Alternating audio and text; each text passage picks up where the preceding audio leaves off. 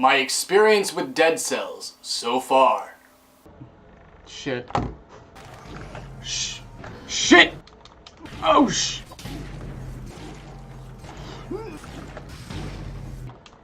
God, oh God. Shit. Oh God. I'm not in for this, man.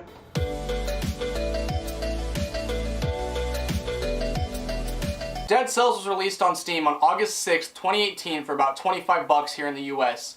Developed and published by Sebastian Bernard and his team working at the indie game company Motion Twin. This game is a single-player action platformer with punishing combat and pixelated graphics. I first heard about this game from Philip DeFranco, who was covering a story about another fellow YouTuber by the name of Deadite.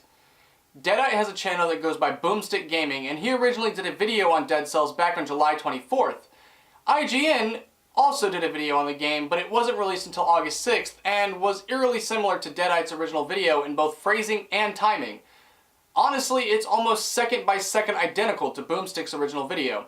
Here, let me show you the video Boomstick covered on the issue. First off, this is the Boomstick Gaming, that's myself.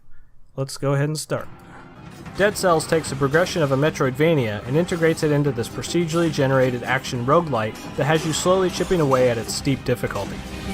It takes the progression system of a Metroidvania and transforms it into a procedurally generated action roguelite. Philip Mewson, the writer and editor behind IGN's coverage of Dead Cells, has since been fired by his parent company after they reviewed his videos and found enough evidence of plagiarism. Alright, enough of the newsy shit, let's get into the game. Dead Cells, in all honesty, is a short game. If you're some sort of god and you've put in the hours in practice, you could clear the entire game in less than 15 minutes. However, the average person is not going to be able to do that. I personally have logged 17 plus hours into the game already and have yet to make it to the final boss. In some ways, Dead Cells is very similar to Dark Souls. When you die, you lose almost everything you've earned and in your inventory. You start back at the beginning of the game. But Dead Cells isn't an asshole to be an asshole. Yes, this game does shove you on your ass for making tiny mistakes, but as you play the game over and over again, you learn what each monster does and the best way to get around or fight them. A great example of this is a bright yellow telegraphed exclamation point above a monster before it hits you with a punishing life-ending move. For the little snot zombies, it means they're about to leap at you. For the archers, it means you're about to get shot. And for Gigantor, it means he's about to stab you. Oh, look at that. I've been impaled. And these guys will stab you, and these guys will stab you, and this guy will stab you a fuck ton. But despite the repetition, getting to a new level or boss has yet to feel unsatisfying or well-deserved. A brief moment of being proud before...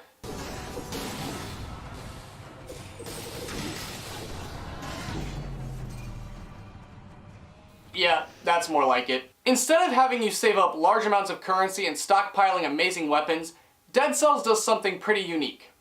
On top of gold, which you'll use to buy and upgrade weapons through your runs, the game has a second type of currency called cells, which you get to deposit at any of the game's mini checkpoints.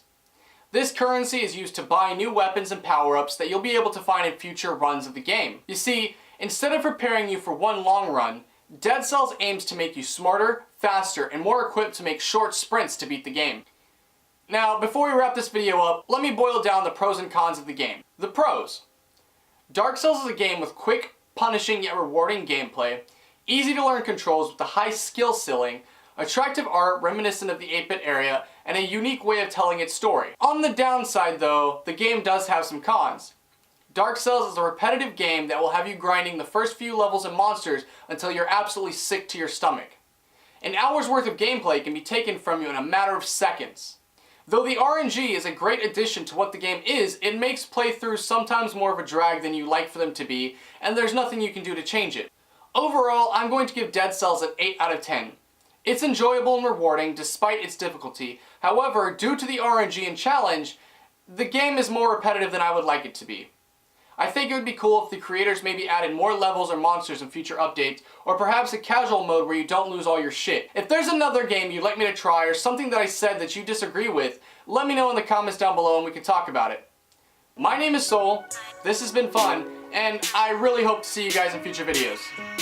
Bye!